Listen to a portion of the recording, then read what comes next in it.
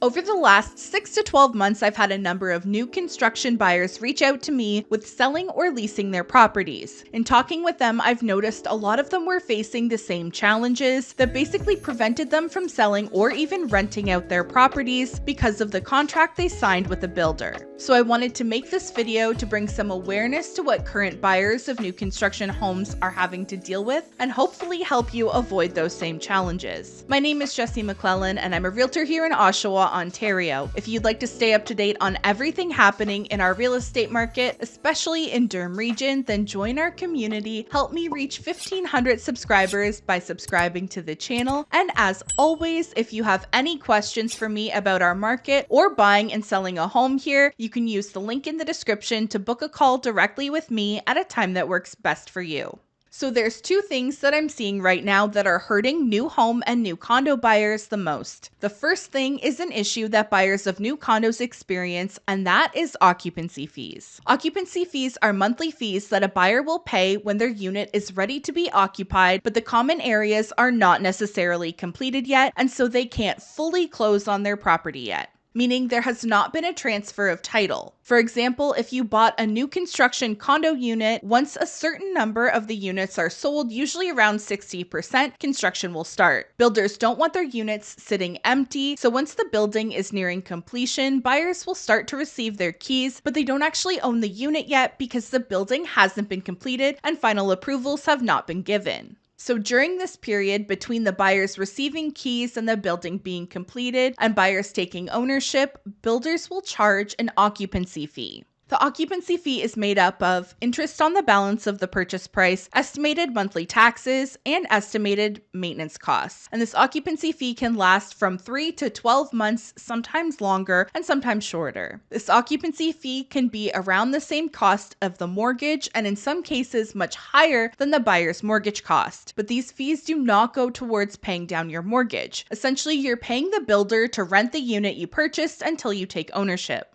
This can put buyers in a really tough spot because they would have to put 20% down on the unit, wait 2 to 4 years for the unit to be completed. During that time, these buyers have watched interest rates skyrocket and their unit values decline. So their home is worth less than they paid for it. Their mortgage costs are likely far above what they estimated when they originally agreed to purchase the home. And now the builder is charging them an occupancy fee that equals or exceeds their mortgage costs and possibly for a year or longer. This has put a lot of these buyers in tough financial positions, whether they're purchasing for investment purposes or personal use. And this is where many of them face a second challenge of trying to sell or lease their newly built homes. For many new construction buyers who bought their properties in the last few years, between the higher than anticipated mortgage costs and the value of their homes decreasing, and sometimes just changes in life, as a lot can happen in 2 to 4 years, they're looking to either sell their properties, accepting a financial loss in many cases, or they want to lease out their units to help offset the costs of occupancy fees. But even though these buyers are willing to accept a financial loss or rent out their property while they cash flow negative every month, many of these buyers have a clause in their contract with the builder that can prevent them from doing so. Although the clauses don't outright say you can't sell or rent this property out, they can prohibit you from publishing the listing publicly on the MLS system. The reason builders will often use this is because they might still have unsold units, and allowing buyers to post their units for lease or sale on the MLS system would mean that builders who are trying to sell the remaining inventory are now competing against their own customers. But this creates a really tough situation for many buyers because if they are trying to minimize their losses, the most effective way to do that is going to be publicly advertising it on the MLS system, where the majority of buyers, renters, and agents will have access to it. But if you're limited to only being able to sell the property privately on your own or exclusively through a realtor, you're limited to your own network or that realtor's network, and that is going to make it very difficult to get fair market value.